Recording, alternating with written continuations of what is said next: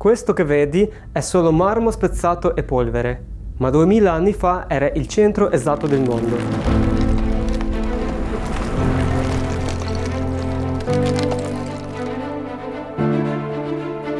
Un piccolo villaggio di pastori nato nel fango che nel giro di qualche secolo ha sottomesso 3 continenti e incatenato 70 milioni di persone sotto un'unica aquila d'oro.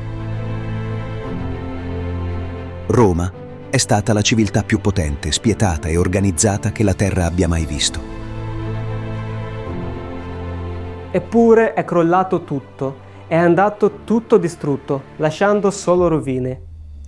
In questo video vedremo proprio questo, come la civiltà più potente della storia è passata da comandare il mondo al disastro totale. Capitolo 1. Il fango e il sangue.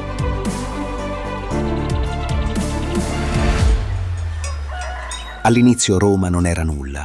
Non c'erano imperatori, non c'erano gladiatori, non c'erano aquile d'oro. C'era solo una terra contesa, paludi malsane e una disperata voglia di sopravvivere.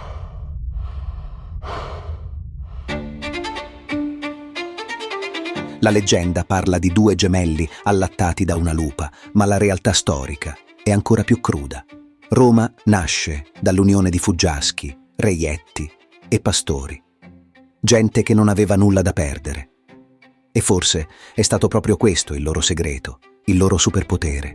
La fame. Una fame insaziabile di spazio, di sicurezza, di potere. Mentre le altre grandi civiltà dell'epoca, come i greci, guardavano al mondo con filosofia e distacco, i primi romani guardavano i vicini con un'unica certezza: o sottomettiamo noi loro o loro distruggeranno noi. È in questo clima di costante minaccia che nasce la mentalità romana, una disciplina d'acciaio, un'ossessione per l'organizzazione e una totale incapacità di arrendersi. I romani potevano perdere una battaglia, potevano perderne 10, ma non perdevano mai la guerra. Quando il generale cartaginese Annibale sterminò le loro legioni a Canne, lasciando sul campo 80.000 soldati romani in un solo giorno, chiunque si sarebbe arreso. Roma no. Roma arruolò persino gli adolescenti e gli schiavi, strinse i denti e continuò a combattere fino a vincere. Questo non era solo esercito. Era una macchina biologica progettata per espandersi e una volta instradata nessuno avrebbe più potuto fermarla.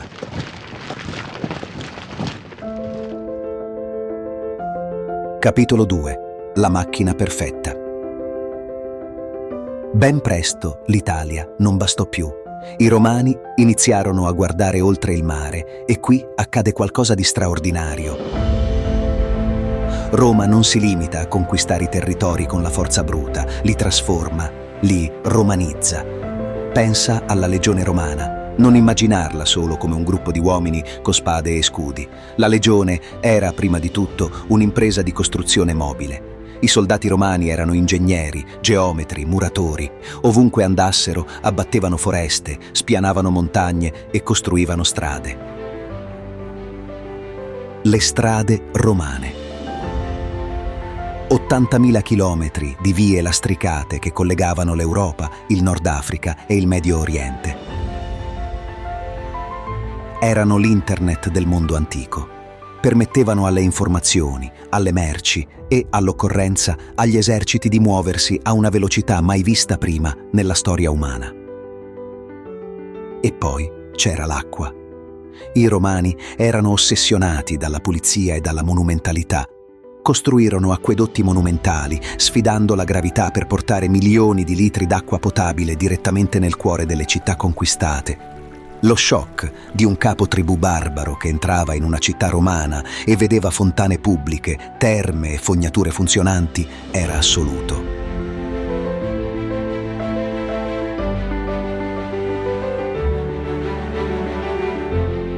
La conquista non era solo militare, era culturale. Roma offriva un patto spietato e perfetto al mondo. Sottomettetevi, pagate le tasse e in cambio vi daremo la civiltà, la sicurezza, la ricchezza. Ed è così che il Mediterraneo divenne un lago privato, il Mare Nostrum.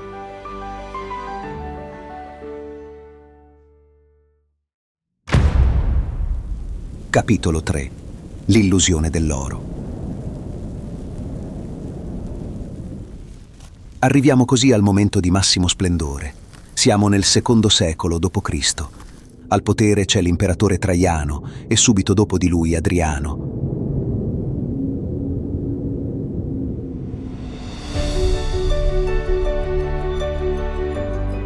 L'impero romano è gigantesco, si estende dalle nebbiose colline della Scozia fino alle sabbie infuocate dell'Iraq. Sotto un'unica legge vivono più di 70 milioni di persone, un quarto dell'intera popolazione mondiale dell'epoca. Se fossi entrato a Roma in quel periodo saresti rimasto senza fiato.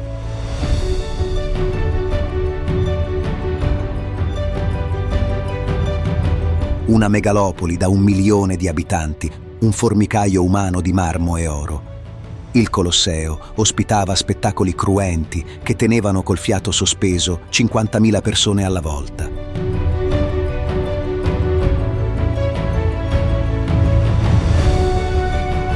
Il Circo Massimo ne conteneva 200.000 per le corse dei carri. Odori di spezie esotiche si mescolavano al fumo dei sacrifici nei templi. In questo momento storico, i romani commettono l'errore più grande che una civiltà possa fare. Credono che tutto questo sia eterno, pensano che il loro mondo non possa finire, si sentono dei in terra. La Pax Romana garantisce una stabilità mai vista prima. Ma proprio mentre i cittadini brindano nei banchetti e i senatori accumulano ricchezze inimmaginabili, lontano dai palazzi di marmo, nell'ombra, qualcosa sta già iniziando a marcire. Capitolo 4. Le crepe nel marmo. Il declino di un impero non avviene mai in un giorno. È come una malattia silenziosa che consuma gli organi interni prima di mostrare i suoi sintomi letali all'esterno. Il primo grande problema di Roma fu la sua stessa grandezza. L'impero era diventato troppo enorme per essere governato da un solo uomo e difeso da un solo esercito.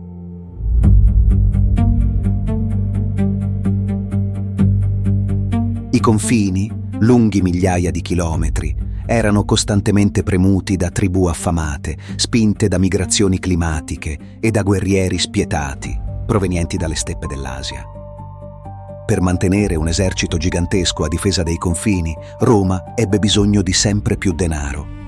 E come fa uno Stato quando finisce i soldi? Alza le tasse. L'economia iniziò a crollare. L'inflazione salì alle stelle. La moneta romana, un tempo oro e argento puro, venne riempita di metalli poveri fino a diventare carta straccia. A questo si aggiunse la corruzione politica. Il titolo di imperatore divenne una condanna a morte. Chiunque avesse il supporto di una legione poteva uccidere l'imperatore in carica e prenderne il posto. Nel III secolo, in soli 50 anni, si alternarono più di 20 imperatori diversi. Quasi tutti morirono assassinati, traditi dai loro stessi uomini.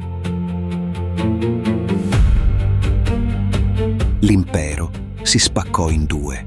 L'impero d'Occidente, povero e debole, e l'impero d'Oriente, ricco e strategico. La fiducia nello Stato svanì. Le città iniziarono a spopolarsi, la gente fuggiva nelle campagne, il Colosseo iniziò a svuotarsi, il silenzio stava calando su Roma.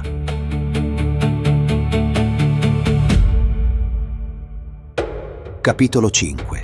La caduta dell'eternità. Siamo alla fine del V secolo. Il Colosso è ormai l'ombra di se stesso. Le legioni invincibili non esistono più, sostituite da mercenari barbari che difendono Roma solo se pagati, e i soldi sono finiti. Nel 476 d.C. avviene l'atto finale.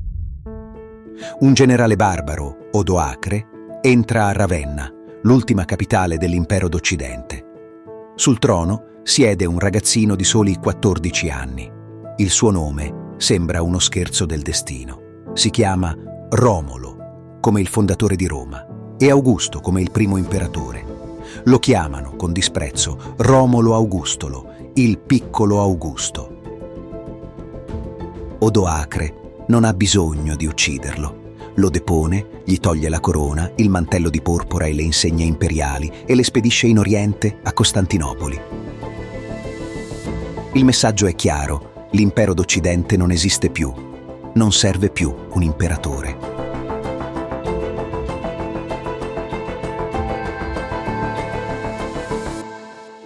La cosa assurda è che in quel momento nessuno si accorge di nulla. Non c'è un disastro dall'oggi al domani. È semplicemente un crollo lentissimo che dura anni.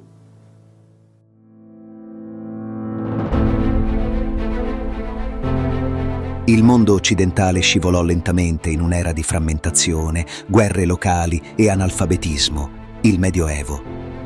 Le strade romane vennero inghiottite dalla vegetazione, gli acquedotti smisero di funzionare e i templi maestosi divennero stalle per gli animali.